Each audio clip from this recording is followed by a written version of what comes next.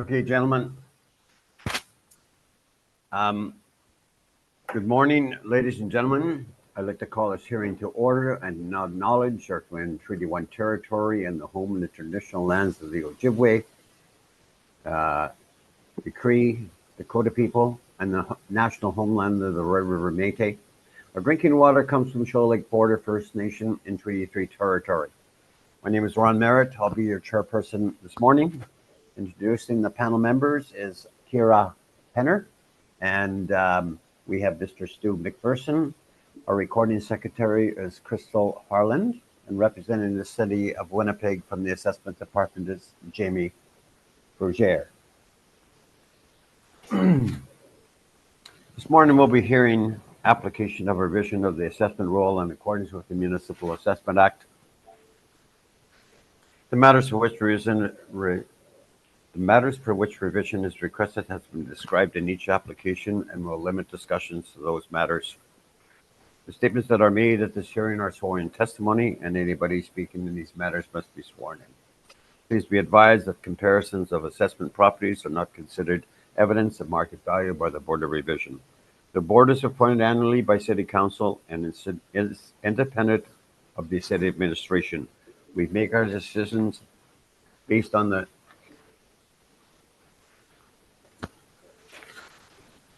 evidence provided at this hearing, and we will issue a written order that will be mailed to all parties as soon as possible. Please note that the board decision in respect to application may be appealed to the Manitoba Municipal Board if the matter pertains to assessed value or classification, or to Court of King's Bench, if the matter pertains to application from exemption. If you wish to appeal, information on how to do so will be included in the board's order. In respect to the hearing this morning, I will confirm the points of appeal with your property to be addressed with each applicant following the swearing in. We'll then have the assessor's testimony followed by questions that the applicant may have. Then will be the applicant's testimony followed by questions. Each party will have the opportunity to summarize if they wish. Once all application evidence about the application has been brought forward, the applicant may leave. The process will repeat for each item on the docket this morning. The session will close after all applications have been heard, and the board will deliberate in private and make its decisions. You will receive the board order by registered mail as soon as possible. As information, all public hearings are live stream recorded and will be part of the public record. This morning we'll be hearing one item, which is number 4. So I'll ask our secretary to swear in the assessor and to swear in the applicant, please. Yes, Mr. Chair. Mr. Assessor, would you state your full name, please? Jamie Fougere. Thank you. Do you affirm that the evidence you are about to give at this hearing is the truth, the whole truth, and nothing but the truth? Yes, I do. Thank you. Mr. Applicant, would you please state your full name? Trevor Smith. Thank you. Do you affirm that the evidence you are about to give at this hearing is the truth, the whole truth, and nothing but the truth? I do. Thank you. All right. So the first property we have on the docket is 1450 Pleasures Road. Mr. Assessor, you are seeking a non-co-op issue according to our knowledge here. So maybe you can just briefly touch on that. Yeah, so you can see at the bottom of my first page here, we were seeking the penalties. However, after further investigation and discussion within our department, we've determined that an effort was made to meet our request for information. And there was a address change that happened basically around the time of the mailing. So we're satisfied that they've attempted to be compliant here. All right. I thank you. Mr. Smith, any questions in regards to the non-co-op, or what is your stance in that regard? I've had discussions with the city, and I'm aware that they're waiving it, and we're obviously on board with that. Okay. So we're going to shut this down for a few minutes so the panel members can discuss the matter. Mr. So- Chairman, if Yeah. you would, I just wanted to ask the assessor if the address change has been made and all future correspondence will go to the right party. Correct. Yes, it has. Okay. And Mr. Smith, you're aware that that change has been made? Oh, absolutely, yes. This is a very responsible owner. They're very diligent in these things, so they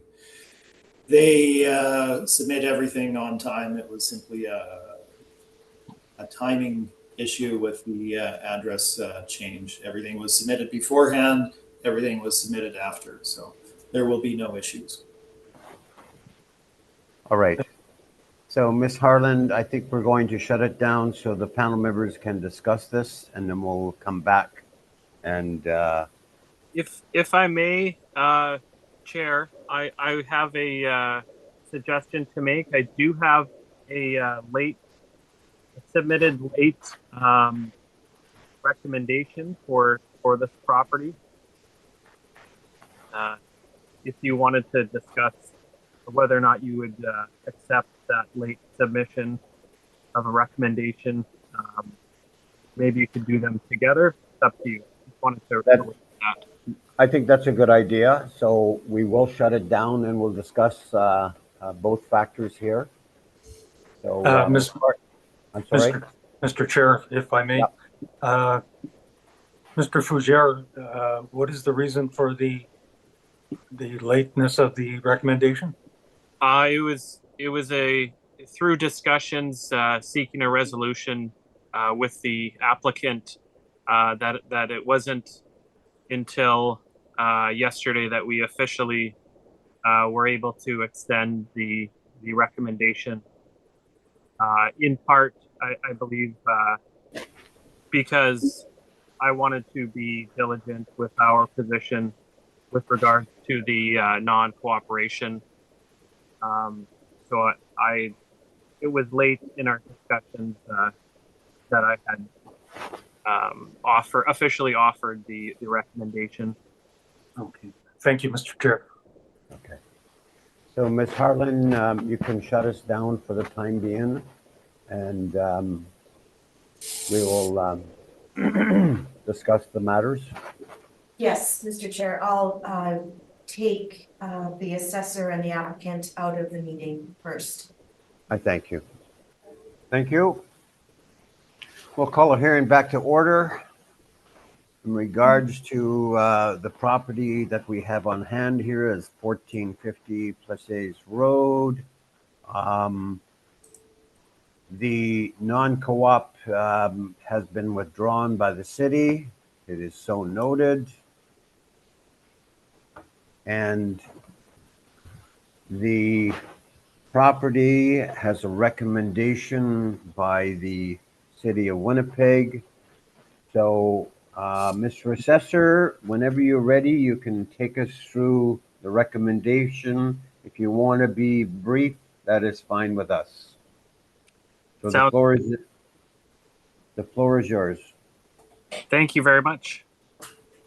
So the file number is 24-3880. The roll number is 040072615555. The address is 1450 Plessis Road. The original 2025 assessed value was $7,608,000. If you wanted to get a sense of the property, you can see overhead photography on the second page of my brief, and then some Google Street View pictures on the third page of my brief. And then if you wanted to turn to the recommendations document, so this is titled Recommendations for 1450 Plessis Road. And if you open the document, we have two workups here.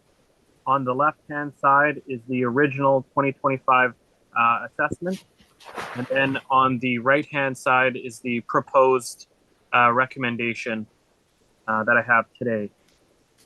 So you can see the areas colored in orange are the changes.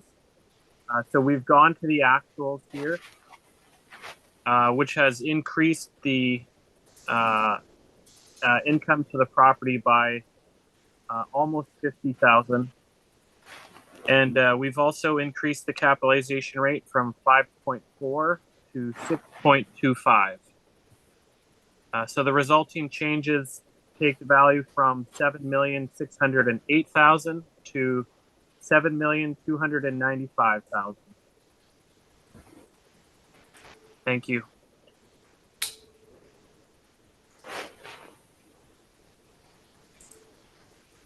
Mr. Smith, are you in agreement with the recommendation? We are in agreement with the final value conclusion, yes. Ms. Penner, do you have any questions of the assessor?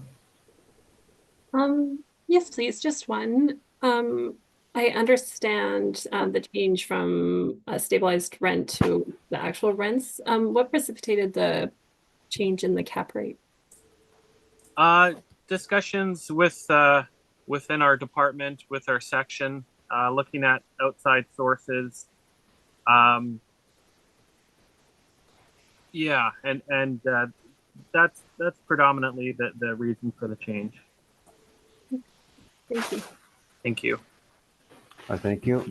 Mr. McPherson, any questions of the assessor? That was also my question. It's is this considered a strip mall? Is that, or neighborhood shopping? What? Yeah, neighborhood shopping center. And so the cap rates for that are 5.65 to 7% on your 20 to 80th percentile, according Right. to your chart. Is that correct? Right. And you think it's more appropriate to be at the upper end? I wouldn't quite call it the upper end, but you know, closer to the middle. If you look at the range, 5.65 to 7. It's maybe closer to the middle. And if you look at the outside sources, Colliers, CBRE, and Cushman Wakefield, they range from 6 to 7 in both Colliers and CBRE's case, and then 6.5 to 7.5, which is a much higher range that Cushman Wakefield suggested. Okay. And it being a relatively new development, Right. that wouldn't come into play as much as, is it the location then that predominantly would bump that? Yeah, I think so. This isn't a new development, like you say. It's still, things are still going up around it. But we feel that that's a fair capitalization rate. Thank you, Mr. Chair. Thank you. All right, I think, Mr. Smith, I think that concludes your part here, and you already know the results, so I thank you for your attendance, and Mr. Berger, thank you. We have heard all the items scheduled, and this hearing is now adjourned.